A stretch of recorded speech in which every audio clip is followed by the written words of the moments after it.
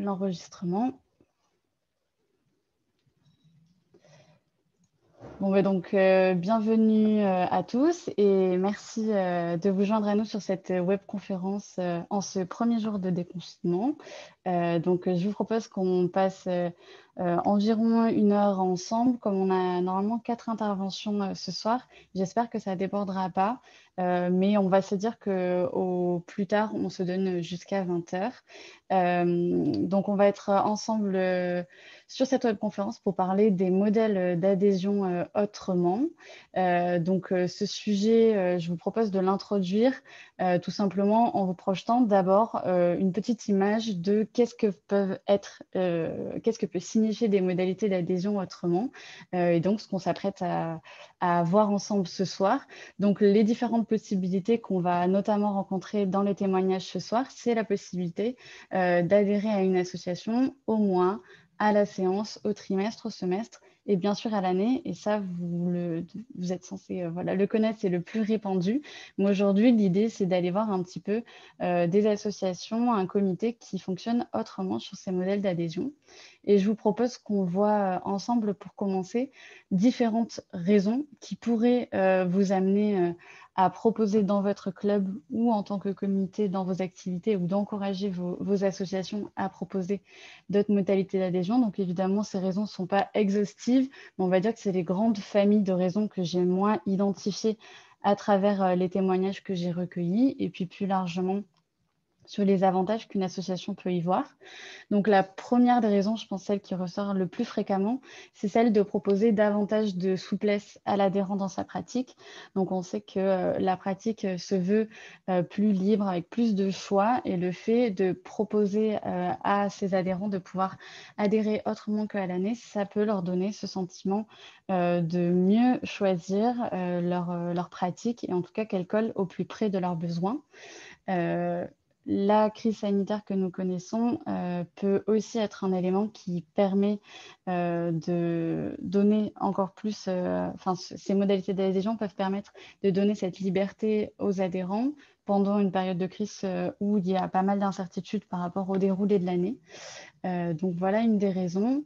J'ai rajouté aussi la question des publics qui sont contraints dans leur quotidien par rapport aux horaires notamment. Je pense aux adhérents, aux personnes qui professionnellement sont amenées à faire souvent des déplacements, ou je pense aux corps professionnels qui fonctionnent sur des horaires de jour, de nuit, qui changent et qui peuvent être intéressés d'avoir plus de modularité dans leur pratique pour mieux coller à leurs besoins. Voilà, je pense aussi à la garde d'enfants, aux parents séparés qui une semaine ont les enfants, une semaine les ont pas, la logistique que ça peut engendrer. La deuxième raison principale que j'ai identifiée, c'est celle d'avoir une nouvelle conquête, une nouvelle stratégie de conquête d'adhérents. Le fait de permettre aux adhérents d'adhérer pendant toute l'année, par exemple, quand c'est une des méthodes qui est choisie, ça permet qu'il y ait une communication en continu de l'association, puisque comme les adhérents peuvent rejoindre l'association à tout moment de l'année, on peut communiquer en fait de façon plus générale à tout moment. Ça peut déclencher plus de bouche à oreille. Et de mémoire, il me semble que c'est Lionel qui nous en parlera aussi. Cette méthode-là, elle peut permettre d'attirer des proches, des parents de licenciés qui se sont inscrits en septembre, qui ont découvert les activités menées par cette personne au cours du premier semestre, par exemple, et chez qui ça a suscité de l'intérêt et qui peuvent rejoindre l'association en cours d'année. C'est une stratégie qui peut permettre aussi de pallier à une chute d'adhérents.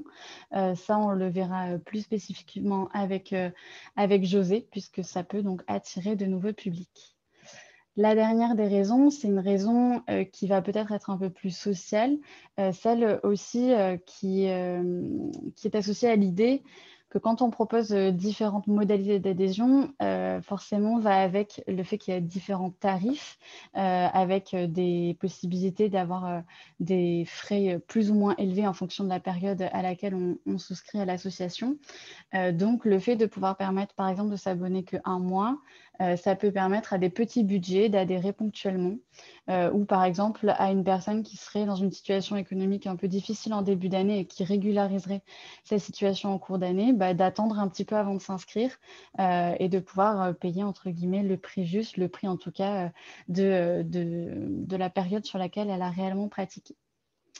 Donc voilà ces petits éléments introductifs sur les raisons de s'essayer à d'autres modalités de pratique que celles à l'année. Il en existe sûrement d'autres et je pense que nos intervenants pourront les approfondir. Généralement, quand on parle de ce sujet-là, des modèles d'adhésion à l'année, il y a un sujet qui vient derrière, c'est la question de à partir de quel moment nos modalités d'adhésion, quand elles sont différentes et par exemple qu'elles sont plus courtes, ne nous font pas rentrer dans des modalités lucratives, commerciales. Du coup, je voulais qu'on fasse un petit point sur ce sujet assez rapide, mais pour que tout le monde ait ces éléments-là en tête et pour aussi vous donner des clés dans votre association si vous souhaitez le mettre en place pour que vous puissiez vous sentir rassuré. Donc, pour savoir en fait si une association pourrait être qualifiée de lucrative ou de commerciale si elle venait à proposer d'autres modalités d'adhésion, il y a en fait un cheminement réflexif à suivre qui est constitué de 3 étapes, donc les 3 blocs qui s'affichent devant vous. Et l'idée étant de commencer par le premier bloc. Une fois que ce bloc est validé, on passe au suivant, au deuxième et au troisième. Une fois qu'on a validé tous les points, on peut être certain que l'activité ne sera pas en danger, entre guillemets, sur ces questions-là. Donc la première, vous la connaissez, c'est la plus évidente, c'est que la gestion de l'association soit désintéressée, donc que la gestion de l'association soit bien faite par des bénévoles, qu'il n'y ait aucune distribution de bénéfices et qu'il n'y ait aucun attributaire de part d'actifs au sein de l'association. Ça, c'est le premier élément qui généralement ne pose pas vraiment de questions. La seconde question qu'il faut se poser ensuite, c'est le caractère concurrentiel de l'association avec les entreprises du secteur lucratif.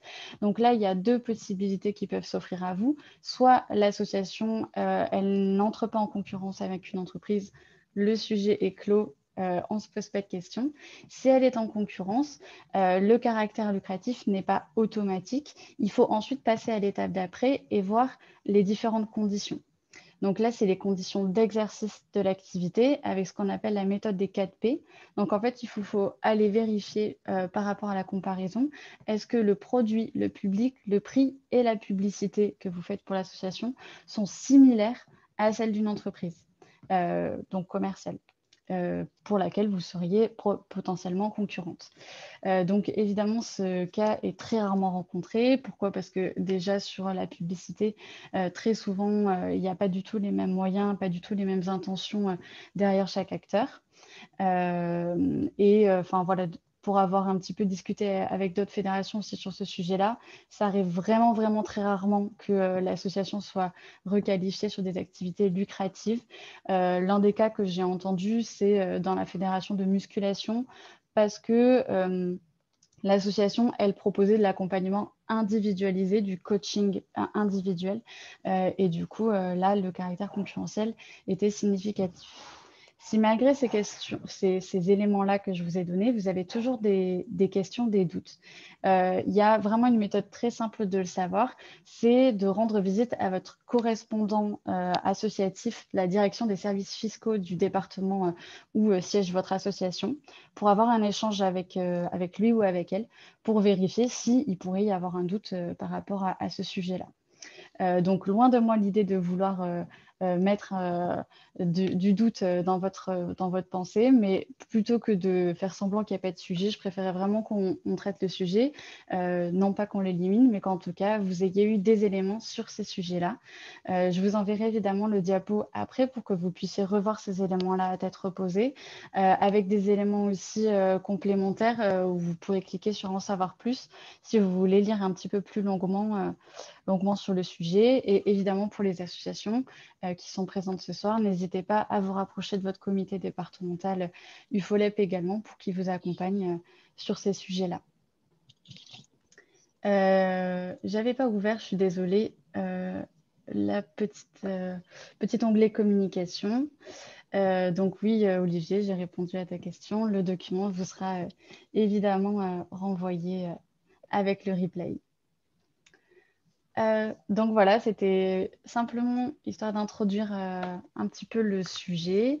J'ai oublié de le préciser, pour ceux pour qui c'est la première webconférence à laquelle vous participez, on est sur une webconférence qui se veut interactive, donc n'hésitez pas à poser vos questions, soit micro ouvert, soit dans le chat, soit même en privé si vous souhaitez que la question me soit adressée qu'à moi, il n'y a aucun souci. Vous pourrez évidemment revenir suite à la webconférence sur ces sujets-là avec moi si vous en avez besoin ou avec votre comité départemental si vous êtes une association. Alors, j'entends qu'on a un petit bébé avec nous. Hop, du coup, je vais couper les micros. Donc, du coup, je vous propose qu'on passe tout de suite, s'il n'y a pas de questions, à la partie témoignage. Donc, ce soir, nous avons 4 témoignages de 3 associations et un comité. Alors, le comité UFOLEP de la Marne, Camille, qui est l'intervenant, il est actuellement sur une formation en visio. Et donc, l'idée, c'est de lui envoyer un petit texto pour qu'il nous rejoigne quand ce sera son tour de témoigner. Et si jamais ce switch n'est pas possible, c'est moi qui ferai le témoignage à sa place. Mais en attendant, nous avons 3 associations à écouter. Et comme Alessandra a un impératif à la suite de cette visioconférence, je vais lui proposer de commencer. Donc l'idée, c'est que chaque intervenant, intervenante nous présente en quelques mots son association et ensuite nous explique quelle autre modalité d'adhésion ils ont mis en place, comment ça s'est passé, quelles sont les raisons qui ont poussé l'association à utiliser d'autres modèles d'adhésion, quels ont été les freins potentiellement rencontrés ou non, le rapport par exemple aux collectivités, la gestion aussi administrative. L'idée, c'est vraiment de balayer toutes les questions que vous pourriez vous poser, soit en tant qu'association, soit en tant que comité, soit en tant que comité qui va accompagner une association. Est-ce que ça vous va comme ça? J'espère que oui. Vous pouvez mettre des petites pouces, des petites réactions si vous souhaitez. Et pendant ce temps-là, Alessandra, je peux te proposer d'ouvrir ton micro et de commencer. Il y a une petite diapo d'illustration. Donc voilà, je t'en prie. Bonsoir à tout le monde, ravie de faire partie de cette webconférence avec le FOLEP. Je viens de 10 ans de l'EPGV et ça me change de changer de fédération, donc je suis contente d'être avec vous. Merci. Alors, nous, on est une association qui propose de l'activité physique dans les quartiers politiques de la ville de façon volontaire. On est un nomade, on est un peu de partout, on est dans les centres sociaux, dans les théâtres, dans la rue.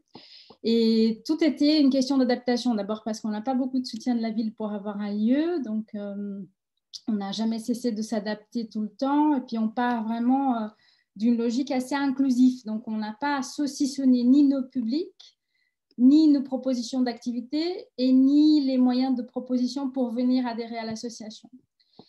Très rapidement, l'annuel était compliqué parce que cher, parce que pas adapté au public, des quartiers particulièrement. Mais on a aussi des salariés qui viennent des entreprises, qui viennent faire les cours dans les quartiers et qui ont besoin d'une flexibilité.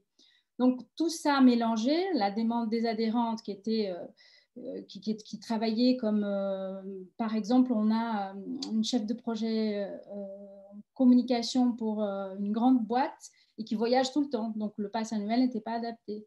Mais on avait aussi des mamans de quartier qui avaient une bourse plus étroite et donc le pass à l'année n'était pas adapté non plus à sa situation. Donc, on a fait un coef. Donc, on a fait une proposition de coefficient familial très rapidement, donc adapté au coefficient de la CAF et des passes.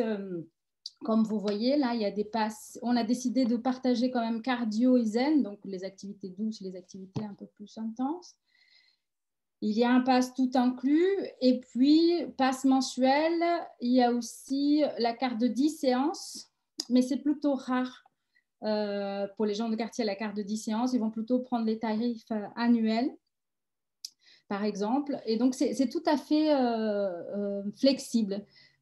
C'est notre volonté d'être flexible et c'était notre volonté, la volonté aussi des gens de s'adapter à leur bourse et puis leur situation. On a beaucoup d'infirmières aussi.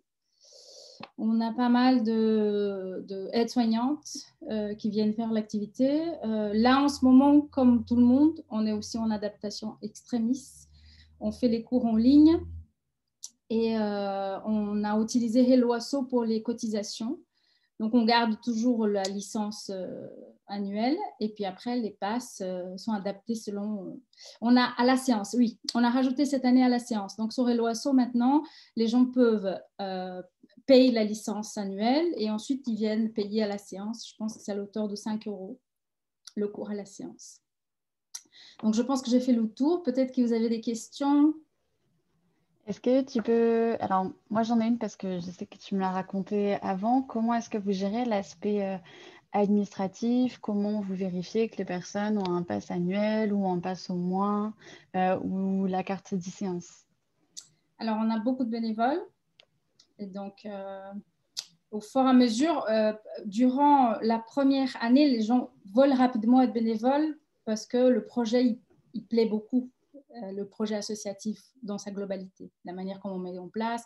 On accompagne aussi les jeunes filles à se former pour devenir elles-mêmes animatrices sportives. Et donc, il y a un turnover de bénévoles. Chaque cours a une bénévole qui vérifie les passes. Normalement, on avait des cours jusqu'à 50, 60 personnes. Donc, il y avait 1 ou 2 bénévoles qui faisaient le contrôle. Et puis, l'animatrice, elle ne s'occupe pas de cette partie-là. C'est vraiment une affaire de volontariat. Et puis, ça permet aussi de s'engager sur le projet associatif dans sa globalité, le fait de contrôler les passes et de discuter avec les gens.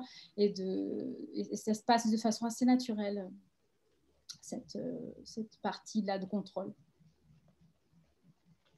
Ok, et est-ce que tu saurais nous dire quelle est la formule qui remporte le plus de succès au niveau de l'association? Est-ce que le pass annuel reste quand même le modèle le plus souscrit ou est-ce que le pass mensuel, voilà, je ne sais pas, peut-être a pris les dessus? Cette année, on n'a pas les chiffres parce que c'est encore assez délicat. Donc, mais les années précédentes, c'est une histoire de 30% des mensuels et le reste des passes annuelles. Tu vois, c'est quand même un pourcentage pas très important. Mmh. Mais le fait d'avoir des passes annuels aussi, enfin, d'avoir une majorité de passes annuelles, ça permet d'avoir aussi une sécurité sur l'année, sur le fait de savoir qu'on a à minima ce pool-là et après un pool plus fluctuant. Oui, après, je crois que le plus important, c'est être dans l'offre en termes de possibilités. Tu vois, quand tu regardes comme ça, tu regardes nos tarifs, nos possibilités. Je pense que c'est quelque chose d'assez attirant de savoir que c'est possible de faire autrement. C'est là-dessus que je pense qu'on atteint des objectifs de valorisation du projet associatif en soi. On a une question d'Olivier. Au niveau de la licence UFOLEP, comment vous fonctionnez? Il avait une question peut-être un peu technique. Je ne sais pas si tu as eu l'occasion de la lire sur la part assurantielle et la PAC. Je ne sais pas si ce sont des choses qui, qui te parlent. Est-ce que tu peux peut-être nous dire au niveau de la licence UFOLEP, comment vous faites, comment vous faites? Alors, on a la valeur de 31 €, il me semble, sur la licence UFOLEP. Et puis après, je vous avoue qu'on vient d'arriver à l'UFOLEP. C'est pas moi qui gère cette partie-là, c'est d'autres bénévoles. Je ne me suis pas vraiment présentée par rapport à l'association. Je suis éducatrice sportive au sein de l'association. Je suis membre fondateur. Et puis, j'ai travaillé sur le développement de l'association pendant une dizaine d'années. Mais effectivement, la partie technique, c'est pas tellement… Je peux répondre après, quoi. Je peux envoyer ce message à Sonia, qui est notre comptable, et elle peut vous donner les informations concernant ce sujet précisément. En tout cas, la chose qui me semble avoir retenu de nos échanges, c'est que la licence, une licence est prise pour tous vos adhérents, peu importe les modalités d'adhésion que l'adhérent choisit. Oui, oui, le fait d'avoir une licence… On a pratiqué la licence collective avec le PGV pendant un moment. Parce qu'ils avaient des licences collectives dans des cas spécifiques et l'objectif, c'était basculer sur une licence individuelle parce que si quelqu'un qui n'a jamais été licencié dans un club, comme je vous rappelle qu'on va quand même chercher des personnes qui sont éloignées de la pratique physique, des personnes qui n'ont peut-être jamais pratiqué de leur vie ou qui ont pratiqué quand elles avaient 12 ans et qui ne se sont pas senties reconnues sur la pratique physique comme elle a été proposée et qui reviennent chez nous, elles ont 30 ans. Et là, c'est la première fois qu'elles démarrent ce truc-là. Et donc, de ce fait, c'est vraiment important d'avoir une licence sportive pour nous. Oui. Et ben, du coup, merci. Il y a aussi donc, Thibaut, le directeur pardon, du comité départemental qui reprécisait certains éléments par rapport à la licence. Alors, je viens de lire une question aussi. J'ai du mal à mesurer en quoi les différentes propositions tarifaires renforcent le projet associatif.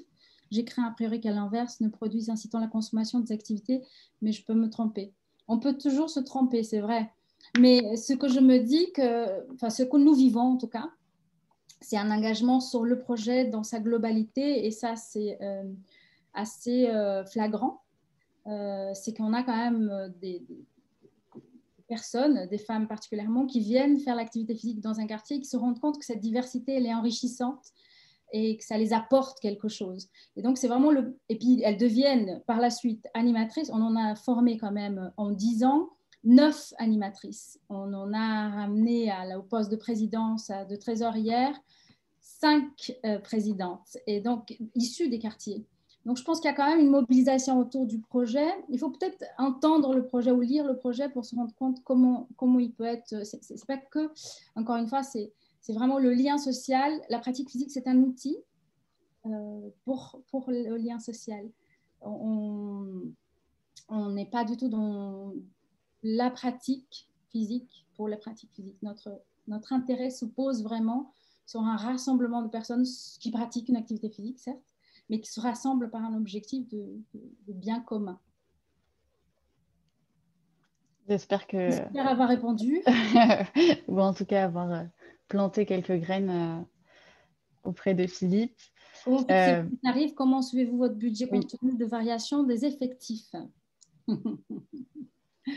Alors ça, c'est Sonia, notre comptable, notre expert comptable, qui pourrait vous donner plus d'informations. Mais on a dans notre AG, on discute, on est peut-être une 60aine de personnes, et là, on va voter sur les passes qui paraissent plus pertinents, et puis les adhérentes vont donner leur point de vue, les membres du bureau également, et puis on adapte selon ces discussions qu'on tient un peu comme un collectif, en coopérative, comme on fait là, chacune apporte son point de vue. Pas de souci sur le projet associatif, puisqu'Alessandra disait que finalement, il y avait peu de cadres. Oui. Alors du coup, effectivement, il y a différents éléments, ça suscitait pas mal de réactions.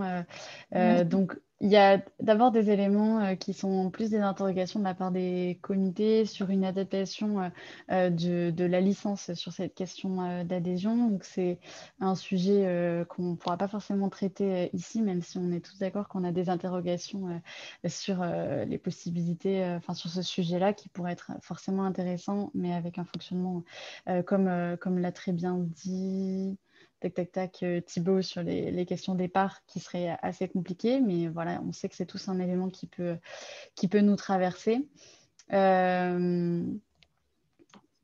Peut-être que voilà, Thibaut expliquait que l'association avait quand même pignon sur rue. Ça fait 10 ans que vous existez, c'est ça, Alessandra?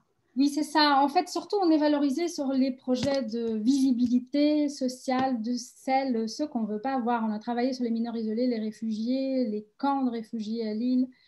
On a fait des projets de mise en selle pour les femmes qui n'ont jamais pédalé. On a quand même, si vous tapez sur Internet, vous allez vous rendre compte que c'est une association on a eu plusieurs prix. On a investi beaucoup de force sur un projet de certification d'animation pour les jeunes filles dans les quartiers. J'entends encore une question qui est un titre de suivi pédagogique des adhérentes. Comme on est 7 animatrices, on a une sorte d'équipe qui collabore sur la condition, qui voit et qui ramène les informations concernant chacune des adhérentes. Et puis ensuite, on travaille sur des tests de santé annuels. Et donc, elles sont accompagnées selon les différentes pratiques. Et puis, on se forme en permanence. Donc, on a travaillé, on a si bien la proposition de faire des cours de pilates que de l'activité de marche nordique. Enfin, on est quand même assez riche en termes d'offres. Et donc, pour le suivi pédagogique, on accompagne avec cette équipe d'animatrices. Parce que peut-être que la question de Béatrice, peut-être, elle était peut-être par rapport à la question de l'inquiétude sur un public, par exemple, qui prend une carte d'e-séance, qui vient de façon un peu irrégulière. Comment, en fait, il peut ne pas y avoir cette inquiétude par rapport au suivi pédagogique? Peut-être que, ou en tout cas, c'était une question qui aurait pu être posée. Est-ce que tu vois un petit peu la question Oui, parce qu'elle bascule rapidement en passe annuel. En fait, il y a une adhésion au projet. Donc, je dirais que ces passes-là, ce sont des passes pour attirer l'intention pour ce qu'on propose. Et ensuite, ce qu'on propose devient vraiment assez rapidement, on n'a pas beaucoup de pertes. Ça devient rapidement, comme je vous ai dit, intéressant, ouais. Voilà, les jeunes femmes, elles passent… Produit attractif. Oui, voilà. Et puis, elles passent de consommatrices d'une activité, si c'est le cas, à actrices d'un projet. C'est un produit d'appel, quoi. Dans la collaboration. Hein, un produit d'appel, un peu, d'une certaine façon. Bon, je dirais ça comme ça, oui. Je vous propose qu'on passe à la deuxième intervention. Et s'il y a d'autres questions à nouveau à Alessandra ou d'autres témoignages qui rebondissent sur ces éléments-là, on poursuivra, mais pour être sûr que tout le monde ait au moins eu un temps de parole d'ici à 19h30 pour les intervenants. Alors du coup, je vais passer la parole à Lionel Chariot, qui aura peut-être beaucoup de choses à nous dire en termes de calcul des prix, parce qu'il y a un vrai travail. Je te laisse la parole, Lionel. Tu nous expliques un peu ton association, ce que c'est, le nombre d'adhérents, et ensuite sur la question des modèles d'adhésion. Oui, bonjour à tous. Tout d'abord, je suis Lionel Chariot, le président d'une petite association de tir à l'arc dans le Puy-de-Dôme, association qui regroupe en fonction des années 70-80 adhérents, avec un gros tiers d'enfants, 2 tiers d'adultes. Voilà pour la description. Voilà, donc ce que je peux dire en préambule, c'est que cette rentrée 2020, on a eu l'effet du plan de relance de l'UFOLEP national avec une remise sur notre affiliation. Et que nous, de notre côté, à la rentrée de septembre, on a fait une remise sur les tarifs que vous pouvez peut-être voir là, mais peu importe. On a fait une remise à tous nos adhérents, qu'ils soient adultes, jeunes ou enfants, de 10 € pour tous les adhérents qui reprenaient une adhésion. Et ça pour quelque part, j'ai envie de dire, compenser la perte d'activité qu'on a eue au printemps de l'année sportive précédente. Alors ça, on le justifie nous aussi parce qu'on est quand même une activité, je parle là, non pas des gens qui ont des personnes qui tirent et qui ont leur propre matériel et tout ça. On a une grosse activité école de tir à l'arc. Et donc, dans une école de tir à l'arc, il y a des consommables. On casse des flèches, on use des cordes, on use des blasons, voilà. Hein.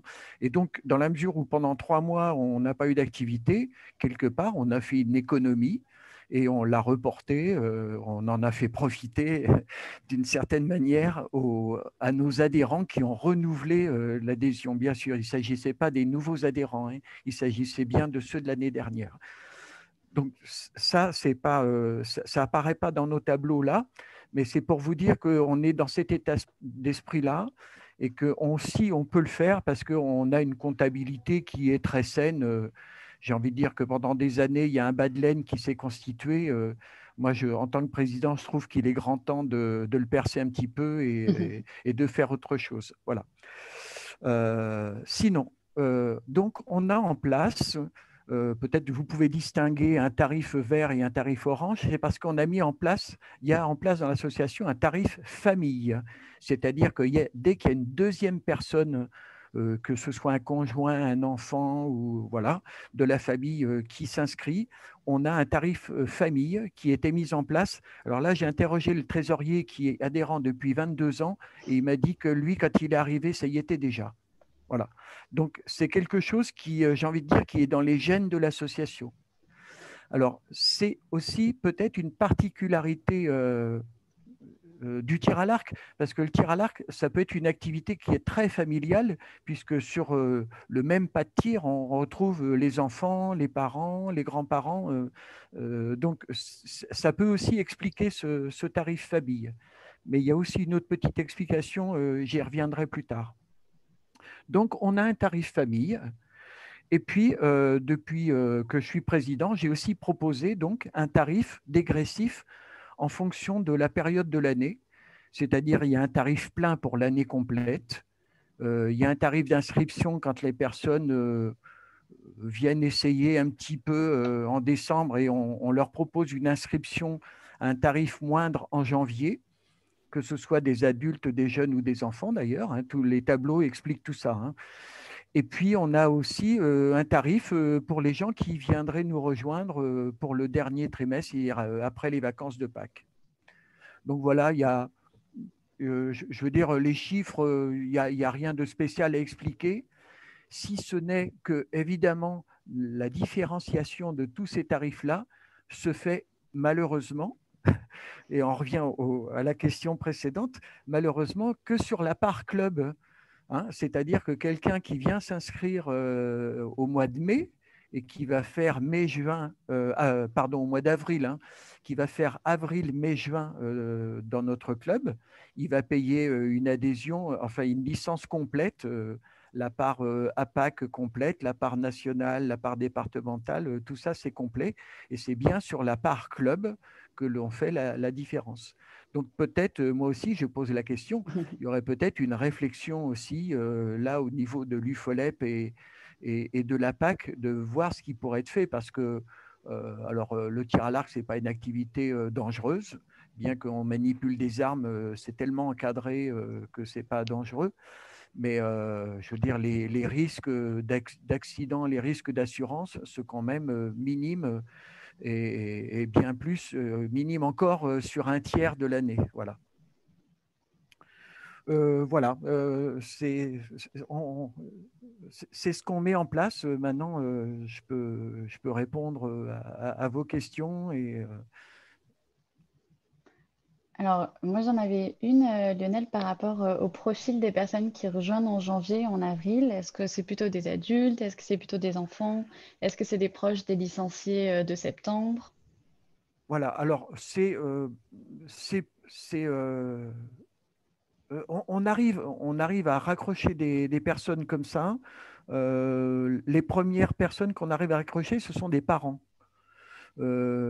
qui accompagnent leurs enfants, enfin qui accompagnaient, parce que là, on est complètement, évidemment, Mm. dans un flou artistique, qui accompagnaient, par exemple, les enfants sur nos compétitions UFOLEP, qui sont très familiales, sauf que je ne sais pas si vous avez déjà vu une compétition tir à l'arc, mais il n'y a rien de plus chiant en tant que spectateur, parce que il y a pratiquement, si on n'y connaît rien, il n'y a rien à voir, quoi. Et donc, on travaille un petit peu au corps les parents en leur disant, ben, plutôt que de vous embêter à regarder votre enfant, venez donc, venez donc essayer. Et voilà. Et on leur propose évidemment, on est ouvert à tout le monde toute l'année. J'ai envie de le dire comme ça aussi. C'est-à-dire que les personnes, à n'importe quel moment de l'année, on leur propose de venir faire des séances d'essai, et ce qui peut les décider à tout moment de l'année. Voilà. Mais ces personnes-là, c'est plutôt des adultes. Les enfants, ils sont inscrits en général, on ne prend pas d'enfants en cours d'année, ils sont inscrits plein pot sur toute l'année. Hein. Voilà. Et c'est plutôt des adultes qui viennent parce que ils ont consulté notre site internet, ils ont là depuis quelques années, on a un site internet, on a une page Facebook, voilà. Et donc il y a aussi ce côté-là qui joue, et puis aussi par connaissance des proches, voilà, des parents ou des proches. Est-ce que d'autres personnes auraient une question pour Lionel?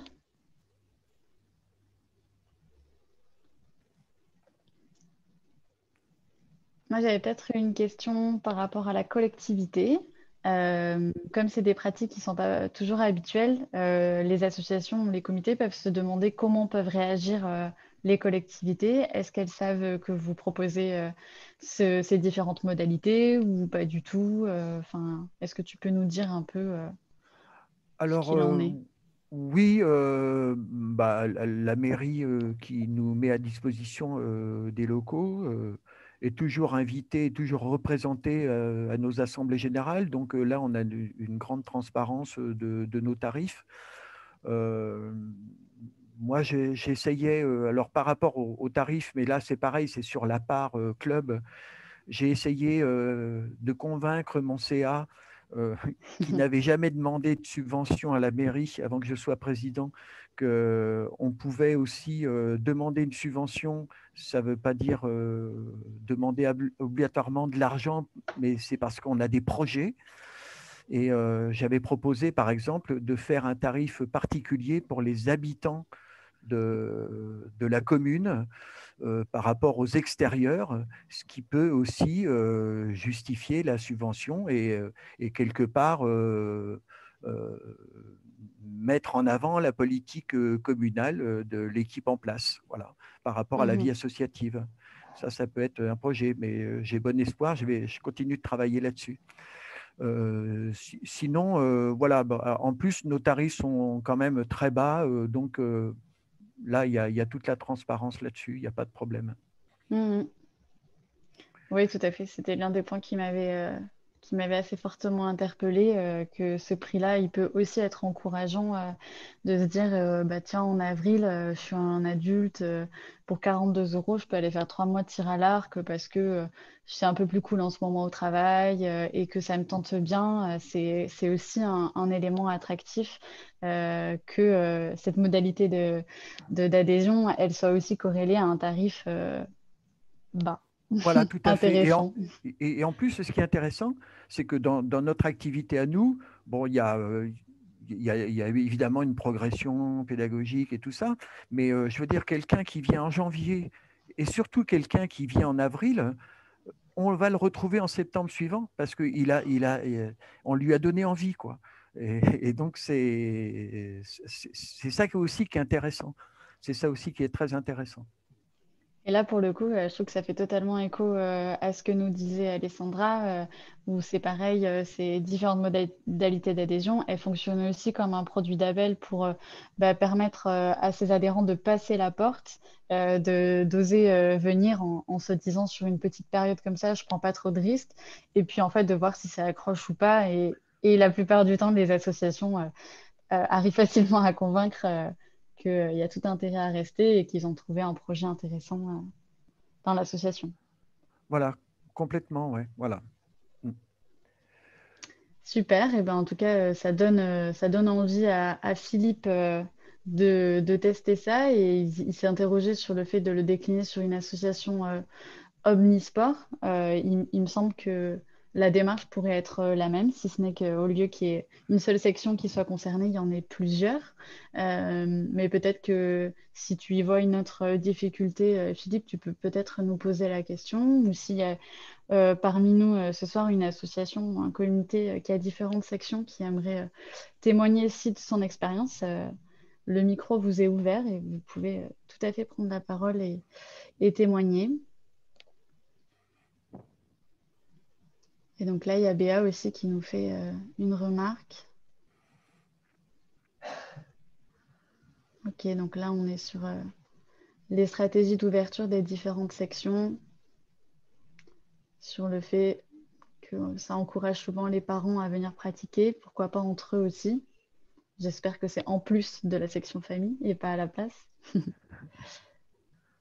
Bon, en tout cas, je te remercie Lionel pour ton témoignage que je trouve Oui, intéressant et complémentaire aussi par rapport à celui d'Alessandra, où on est sur des profils d'associations qui sont assez différentes. Sur une association professionnalisée du côté d'Alessandra, une association entièrement bénévole du côté de Lionel. Et je propose du coup à une troisième association avec encore d'autres modalités d'adhésion de témoigner, puisque donc il s'agit de José Jiménez. Est-ce que José, tu peux décocher ton micro pour venir nous parler de ton association d'aïkido, nous présenter ton association et puis nous dire quelle modalité d'adhésion vous avez choisi à Pessac.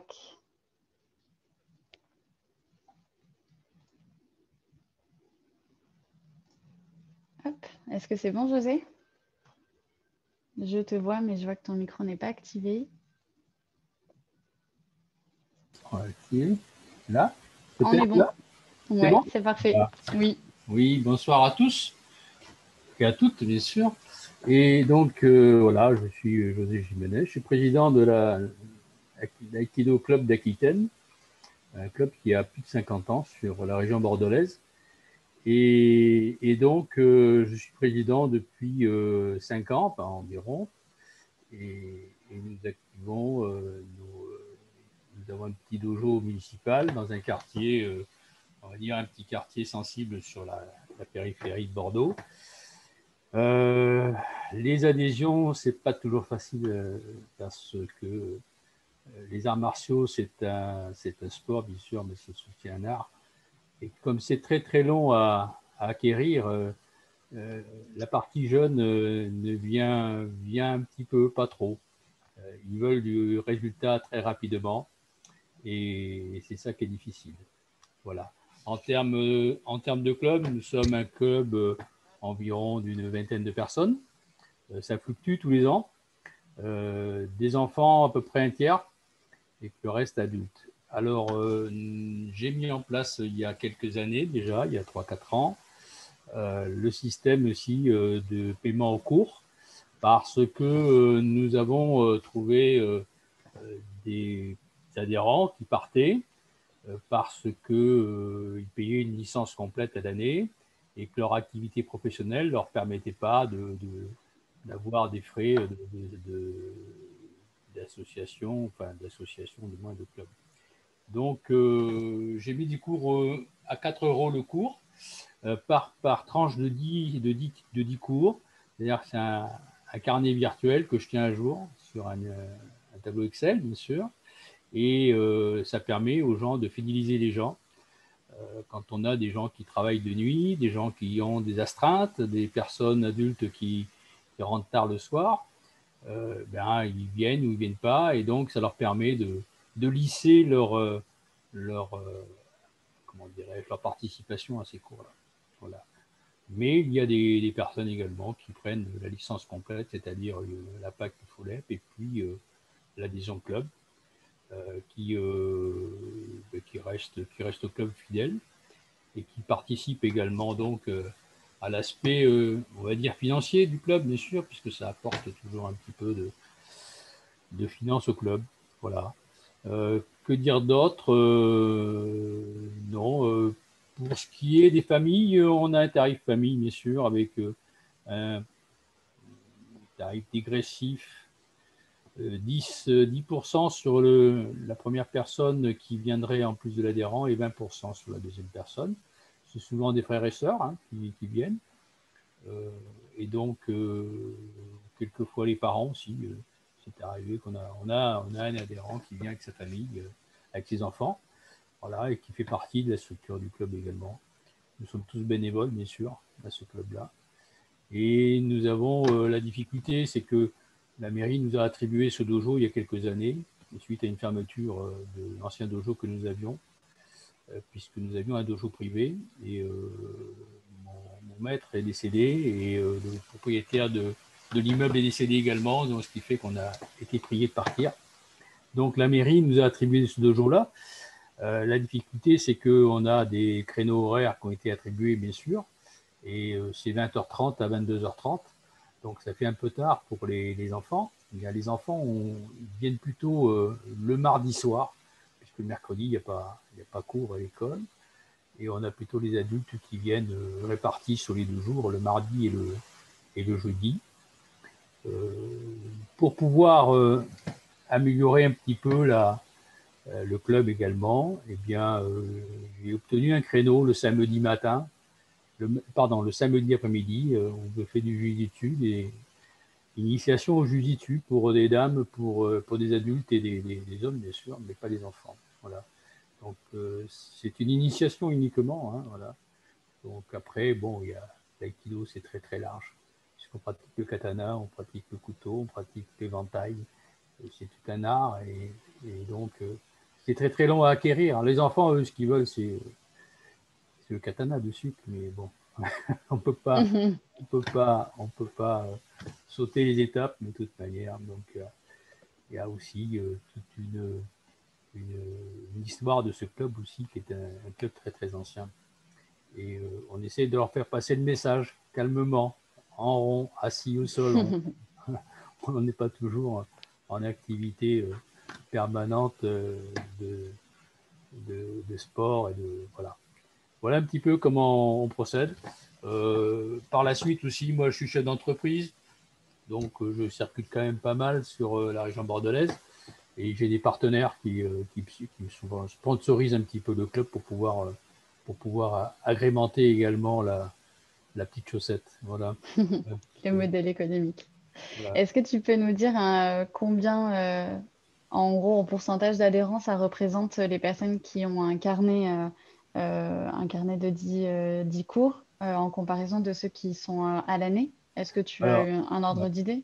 oui. À l'année, pour un adulte, c'est environ avec l'adhésion à UFOLEP, c'est environ 170 € à l'année pour 3 cours par semaine. Et sinon, après, bon, on a à peu près moitié-moitié qui prennent les carnets de 10 cours et les carnets à l'année. Voilà. D'accord. Oui, Voilà. donc c'est quand même un dispositif qui est massivement investi par, Oui, oui. par les personnes de l'association, quoi. Donc qui répond vraiment à Ouais. un besoin. Ouais. Ils ont Ok. un besoin parce que sinon, ils pensent jeter l'argent parce que s'ils ne viennent pas parce qu'ils sont d'astreinte ou qu'ils travaillent tard le soir ou qu'ils sont pris par leur travail ou pour d'autres raisons, et à un moment donné, ils se lassent. Ils disent non, je suis venu que 2 fois cette année ou 3 fois cette année. Et donc on perd l'adhérent. On perd l'adhérent derrière.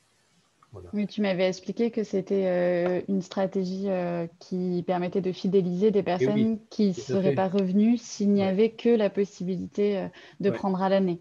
ouais, ouais, tout à fait. Tout à fait. Donc ça Donc, permet de les bon, conserver. le carnet de 10 tickets, c'est 40 €. Donc, 40 € plus la licence, ça ne va pas chercher bien loin. Moi, après, je tiens un jour sur le tableau Excel et puis avec les présences. Et je vois que pour le Covid, on nous demande d'avoir un tableau de présence à jour pour savoir qui vient, qui ne vient pas. Mais nous, ça fait déjà plus de 20 ans qu'on tient la présence à chaque cours parce que voilà, on a besoin de savoir qui était là tel jour, s'il s'est blessé à la cheville, ah ben non, il n'était pas là, donc c'est pas au club qui s'est blessé, c'est au foot, voilà. Donc on a besoin, on a besoin de suivre un petit peu nos adhérents. C'est pas un flicage, hein, mais bon, ça fait partie de la vie du club. Oui, bien Ça sûr. permet d'avoir après, en fin d'année, lors des AG, d'avoir exactement qui c'est qui vient, puisque à chaque année, au moment des AG, on fait le, comment dirais-je, le classement des plus présents à l'année et ils ne payent pas L'assiduité. la licence l'année d'après. Voilà. Waouh. La licence est gratuite. Récompense l'assiduité. Voilà. D'accord. C'est souvent On les a... enfants, hein, c'est souvent les enfants qui Ah, remportent le. les plus sages. Oui, voilà un petit peu comment on fonctionne. Je sais qu'il y avait une question de Béa qui te demandait comment tu gérais l'encadrement des séances si les effectifs ils varient d'une séance à l'autre. Mais de toute manière, non, je suis le seul enseignant. Hein, je suis le seul enseignant. J'ai un adjoint, des ceintures noires qui sont adjoints à moi, mais je suis le seul enseignant reconnu puisque j'ai mon brevet pas professionnel, mais j'ai un brevet fédéral pour pouvoir enseigner. Et donc, je suis capable de mener à bien une séance complète pour 10-12 personnes, ce n'est pas un souci. Voilà. Et en fait, je pense que peut-être que BS demandait, est-ce que d'une séance à l'autre, tu as une variation du nombre des adhérents qui peut être important ou est-ce qu'on est sur une fourchette qui est quand même relativement toujours un peu la même puisque Bon, on c'est vrai que arrive le là. fait d'avoir cette possibilité à la séance peut faire craindre qu'un jour on ait 20 personnes, l'autre jour on en ait 5, qu'il y ait une fluctuation des effectifs? Oui, mais la fluctuation des effectifs, elle n'empiète pas, elle ne vient pas d'éteindre sur la qualité de l'enseignement du jour. Là, bon, tout le monde fait la même chose. On essaie d'adapter aussi les enfants lorsqu'on est mélangé les adultes, mais et les faire travailler ensemble. On détache un adulte à proximité. C'est un petit dojo, hein, c'est pas un grand dojo, donc on a la vision très rapide sur tout le monde. C'est un dojo qui fait 100 mètres carrés, donc quand on est une dizaine, c'est très vite rempli, mais voilà. Donc, non, il n'y a pas d'impact entre le paiement en cours et le paiement à l'année par rapport à la qualité de l'enseignement ou autre. Voilà. D'accord. Voilà. Et qu'est-ce qui se passe si un adhérent il n'a pas terminé son carnet de 10 séances à la fin de l'année? Est-ce que Il est reporté l'année d'après. On ne peut pas l'effacer d'un coup de gomme, il a payé, donc ok, non, on ne peut pas voilà. d'accord. Donc vous avez cette stratégie On a de cette le stratégie, poursuivre hein. sur l'année d'après aussi. Oui, tout à fait. Peut être un moyen Même de pour faire le COVID, revenir les gens. ouais, pour le Covid, et c'est ce qu'on fait. Hein. De toute façon, moi, j'ai des adhérents qui n'avaient pas terminé leur carnet. Hein. Et on a reporté cette Forcément, oui. année. Hein. Voilà. Bon, on n'a pas beaucoup de reportés parce qu'on a été très, très rapidement freiné dans l'activité. Voilà. Autre chose également, lors des débuts d'année, de la reprise, les gens qui viennent font des essais. On leur propose 3 essais gratuits. Hein. Ils viennent pour 3 essais gratuits et ça leur permet de venir un petit peu toucher le tapis, voir un petit peu comment il est. Alors il y en a qui ne reviennent pas, ça leur plaît pas, mais voilà. Bon. On a un peu de tout. Des anciens qui viennent aussi, hein, parce que c'est tout âge. Hein. De toute façon, il y a des personnes un peu plus anciennes qui viennent également s'essayer. Voilà, chacun a sa vitesse et chacun. Multigénérationnel. Voilà. D'accord. Voilà. Merci José. Est-ce que ça a suscité d'autres questions? Le leitmotiv, je crois, le fil rouge un peu des 3 interventions, c'est toujours ce côté un peu produit d'appel qui permet de fidéliser, de faire venir du monde, des personnes qui ne seraient pas venues si on avait une adhésion à l'année. Donc, je trouve intéressant de voir ce continuum entre vos 3 témoignages. Et je vais proposer, si José, tu as fini, qu'on passe au dernier témoignage. Donc, une association, mais pas un club, cette fois-ci un comité. Puisque du coup, Camille a pu nous rejoindre et c'est extrait de sa formation. Et je l'en remercie beaucoup. Camille, on n'a pas pu faire de test micro. Est-ce que c'est bon pour toi? Normalement, j'espère que vous m'entendez. Oui, on t'entend très bien. Parfait, ok. Donc déjà, bonjour à tous et à toutes. Je m'excuse du coup de ne pas avoir suivi depuis le début. Je vais vraiment passer en coup de vent puisque, comme l'a dit Fanny, je suis en formation. Donc du coup, je ne sais même pas par où forcément commencer. Fanny, est-ce que tu peux juste... Oui, je vais te remettre dans le contexte. Est-ce que tu peux du coup simplement nous dire qui tu es, le comité que tu représentes et l'activité, et ensuite nous parler de ces modalités d'adhésion que vous avez mis en place, nous dire un peu comment ça a été perçu par les adhérents, est-ce que ça intéresse, les modalités techniques de gestion de ces modalités d'adhésion-là. Ok. Donc, du coup, tu reprends Camille, donc agent de développement, comité UFOLEP Marne, donc 51. Donc, nous, il y a déjà 3 ans, on a lancé le baby sport pour les 3-6 ans et du coup, à l'école multisport pour les 6-8 ans l'an dernier. Et dès la première année, on a décidé de mettre en fait 2 tarifs en place. Donc, un tarif classique à l'année et un tarif au trimestre. Alors, pourquoi un tarif au trimestre ? Tout simplement, puisque avec mon collègue, on s'est posé la question de se dire, on est dans un QPV, enfin on a implanté le dispositif d'un QPV et on s'est dit, est-ce que les parents peuvent payer la totalité de la cotisation à l'enfant pour qu'il puisse faire du sport sur une année complète. Donc on a réfléchi et on s'est dit que dans un premier temps, on préférait qu'un enfant puisse s'inscrire uniquement sur un trimestre, enfin que les parents puissent s'inscrire sur un trimestre, plutôt qu'ils ne fassent pas du tout de sport. Alors, c'est un principe de paiement et de cotisation qui, entre guillemets, ne fonctionne pas, mais tant mieux, puisque sur la première année, si je ne dis pas de bêtises, il me semble qu'une voire deux personnes seulement ont pris ce paiement au trimestre. Donc, du coup, on l'a renouvelé sur les saisons suivantes. Et notamment cette année où on pensait que du coup avec la crise du Covid, ça allait avoir un impact un peu plus important, notamment pour les parents qui seraient plutôt indécis à se dire est-ce qu'il va y avoir un reconfinement ou non. Et au final, comme je vous expliquais à Fanny, on s'est rendu compte que pas plus que ça, puisque seulement 3 personnes cette année ont décidé de prendre le paiement au trimestre, dont une et deux, si ma mémoire est bonne, 2 sur l'ont choisi par rapport au Covid. Voilà ce que je peux dire. Tu m'avais parlé aussi du fait que parfois il y avait une baisse de fréquentation en hiver. Oui, effectivement.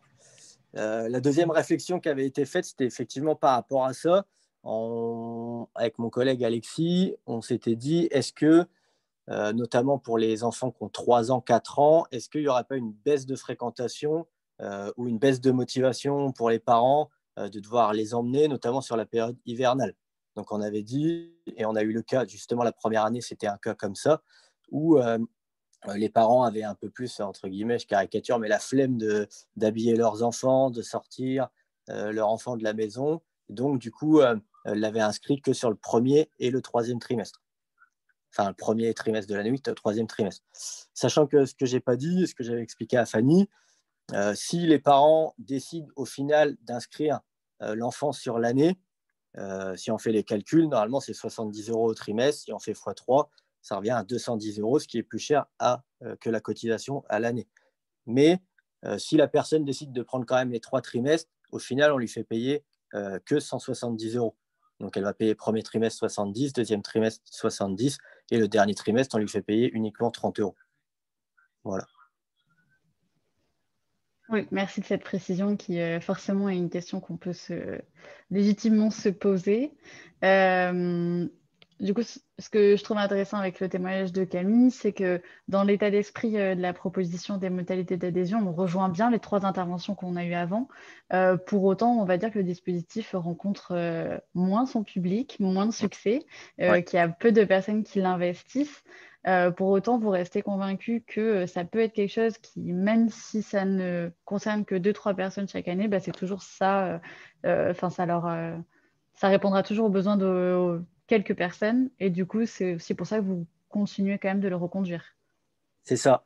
On préfère que ça touche très peu de personnes, mais au moins, si ça touche 1 ou 2 personnes chaque année, on se dit que cet enfant qui aura eu la chance de faire qu'1 ou 2 trimestres avec nous, au moins, il aura fait un peu de sport sur l'année, et on préfère qu'il fasse 1 ou 2 trimestres plutôt que 0.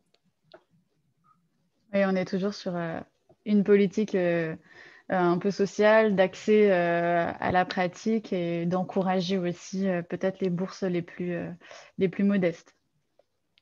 C'est ça. Donc, on a une question de Grégory qui demande quel est le type d'affiliation. Est-ce que c'est une licence directement prise auprès du comité pour le trimestre? Comment vous fonctionnez?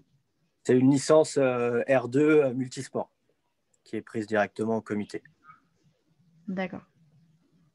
Et peut-être que vous avez une association support du coup? On a créé, entre guillemets, une association IFOLEP 51. Voilà. Ok. Est-ce que ça répond à ta question, Marion? Grégory, pardon. Le Marion écrit en gros m'a perturbée. Ok, super. Est-ce que tu voyais d'autres éléments à rajouter, Camille? C'est que Non, si j'ai rien oublié par rapport à ce que je t'avais dit au téléphone, je pense que j'ai tout dit. Et j'ai hâte du coup de pouvoir la revoir en visio, parce que je pense que les témoignages vont être intéressants et que j'ai raté pas mal d'informations au début. qui est intéressant aussi sur le modèle de Camille, c'est que les écoles multisports sont quand même de plus en plus répandues, notamment à l'échelle des comités, à l'échelle des associations, enfin des clubs. Donc, c'est intéressant de voir si ce modèle-là peut plaire, peut satisfaire. Et même si il est peu investi, comme par exemple sur le cas de l'UFOLEP de la Marne, ça reste voilà, une politique intéressante à mettre en avant auprès notamment des collectivités. Je pense que ça sera toujours quand même une politique tarifaire qui sera appréciée dans l'état d'esprit qu'elle recouvre en fait. Donc, il me semble que ça reste voilà, intéressant de s'en inspirer. Peut-être Camille, est-ce que tu Oui. peux nous dire au niveau des élus du comité départemental, comment ils ont réagi à cette proposition? Est-ce qu'il y a eu un peu de débat? Est-ce que c'est quelque chose qui n'était pas forcément une évidence pour tout le monde? Alors, la première fois qu'on leur en a parlé, ils étaient plutôt surpris, mais dans le sens où ils n'y avaient pas forcément pensé. Mais en fait, à l'heure actuelle, ils veulent qu'on l'étende, par exemple, sur d'autres dispositifs que l'on a, comme un dispositif pour les seniors. Ils aimeraient bien l'étendre. Après, nous, on est un peu pour l'instant réfractaire à ça. Et je rejoins la question il y avait une question qui parlait du comment on s'organise par rapport au nombre qui arrive suivant les inscriptions. Donc là, c'est un peu, sachant que nous, les seniors, ils ne sont pas là, par exemple, tous les lundis. Et on ne voulait pas que ce soit trop compliqué. Et ils étaient même intervenus sur et du coup, ça reprend l'intervention qui était juste avant moi, sur un système de tickets ou de séances à l'unité ou de carnet. Et justement, nous, on ne voulait pas ça par peur que sur une séance, il n'y ait que deux personnes, sur une autre, 25 par exemple. Donc au final, ils sont plutôt contents de cette idée, même si, entre guillemets, elle ne marche pas, enfin, pas énormément, mais au cas où, elle est là, quoi. Voilà. Oui, effectivement, ça a regroupé un questionnement qui avait été proposé, posé juste avant par rapport à la fluctuation des effectifs d'une séance à l'autre, ouais, qui peut interroger, interpeller. Voilà, peut-être, José, tu peux nous dire, quand vous l'avez mis en place, les tickets, est-ce que c'était une crainte que vous aviez? Est-ce que ça s'est stabilisé assez rapidement pour peut-être rassurer Camille? Non, ça a été accepté rapidement, attendu aussi rapidement, hein, parce que les personnes étaient surprises, mais agréablement surprises, dans la mesure où on leur facilitait un petit peu l'activité, hein, notamment le paiement des activités qu'ils ne faisaient pas. Donc, ça n'a été que bien accueilli. Et demander à ce que ce soit reconnu à chaque fois. Est-ce que c'est reconnu? Oui, c'est reconnu, il n'y a pas de souci. Ok, d'accord, merci José. J'avais loupé une question de Philippe qui demandait si le choix des trimestres se faisait-il selon les pratiques proposées. Camille, peut-être est-ce que tu peux nous dire sur le fait que ce soit une école multisport, est-ce que c'est un sport par trimestre ou est-ce que vous avez un autre mode d'organisation? Et dans ce cas, est-ce que par exemple, il y a certains sports qui pourraient être un produit d'appel et qui pourraient déclencher la venue de personnes comme ça sur une pratique au trimestre? Alors, on n'a jamais eu cette question-là encore, mais je pense que ça va vite être répondu, sachant que nous, on ne fonctionne pas au trimestre par rapport aux disciplines sportives, mais à la séance. C'est-à-dire que sur le premier trimestre, on va essayer de voir un maximum de sports pour leur faire découvrir. Et après, en fait, on y revient plusieurs fois tout au long de l'année. Mais pour éviter l'ennui chez les enfants qui, par exemple, n'aiment pas, je vais prendre un exemple, mais si on leur propose, on fait 3 séances de foot d'affilée, si 3 ou 4 enfants, en gros, entre guillemets, n'aiment pas le foot, on préfère varier toutes les séances plutôt qu'enchaîner un cycle de 3-4 séances sur, par exemple, une seule discipline. Oui, ok, donc c'est pas un fonctionnement par cycle, donc Ouais, quelque part, ça peut pas être donc, un élément déclencheur, en tout cas, pour une discipline en particulier d'affiliation. Ouais. Donc en gros, pour répondre à la question, les parents ne peuvent pas inscrire ou retirer leurs enfants suivant la pratique que l'on fait, quoi. Voilà. Ok. Merci de cette question.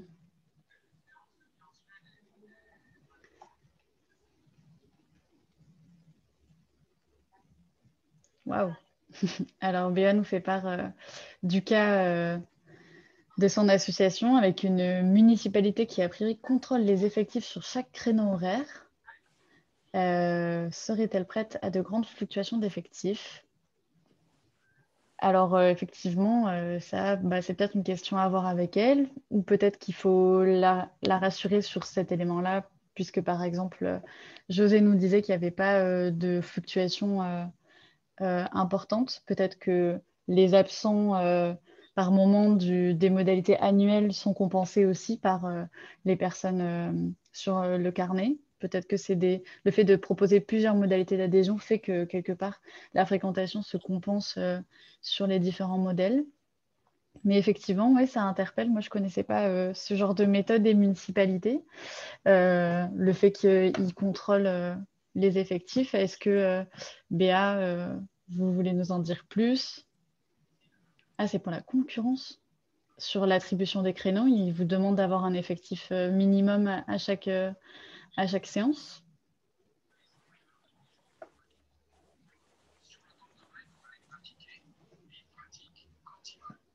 En tout cas, je trouve que ça doit être pas très confortable et agréable, je trouve, comme situation. Je ne sais pas si d'autres associations ou comités rencontrent ça ou connaissent des clubs sur lesquels les municipalités imposent ça. Ouais, assez étrange, je suis assez d'accord. D'accord, donc il y a Philippe qui nous laisse et effectivement, il est 19h30, on va approcher de la fin de cette webconférence. Du coup, Philippe reste tout de même interrogatif sur plusieurs aspects, la continuité pédagogique, la progression, la fidélisation, la transmission des valeurs d'éducation populaire.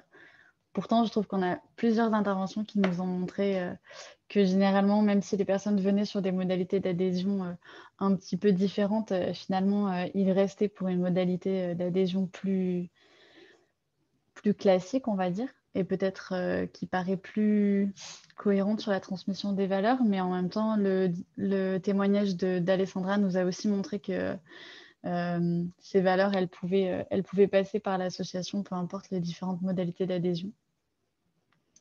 Donc, moi, je peux qu'encourager les personnes qui sont hésitantes à se lancer, si vous en avez envie. Isabelle dit que c'est assez fréquent que les collectivités demandent aux associations de rendre des comptes sur la fréquentation de leurs créneaux. Est-ce qu'il y aurait encore d'autres questions qu'on n'aurait pas traitées? Des personnes qui voudraient s'exprimer, lever leur micro?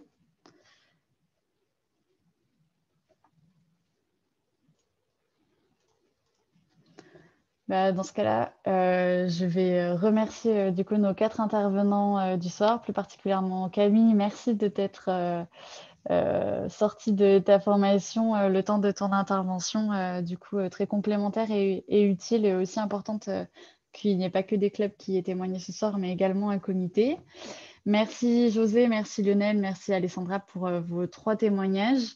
J'espère du coup que ça pourra peut-être encourager, conforter ou ne pas conforter différentes personnes qui vont avoir envie de le faire dans leur club. En tout cas, si vous êtes inspiré, n'hésitez pas à nous faire un retour aussi d'expérience. Si vous le souhaitez, ça serait avec plaisir qu'on saurait si vous avez mis quelque chose en place. Bonne soirée à tous. Je ne sais pas s'il est trop tôt pour souhaiter de bonnes fêtes, mais bon, c'est dans pas si longtemps. Alors, je les souhaite quand même. Peut-être qu'on a besoin de ça dans cette période. Merci à tous d'avoir répondu aussi présent malgré ce déconfinement. Et dans 20 minutes, tout le monde à la maison. Voilà. Bonne soirée à tous. Bonsoir. Au revoir. Bonsoir, Natacha. Bonsoir à tous. Bonne continuation.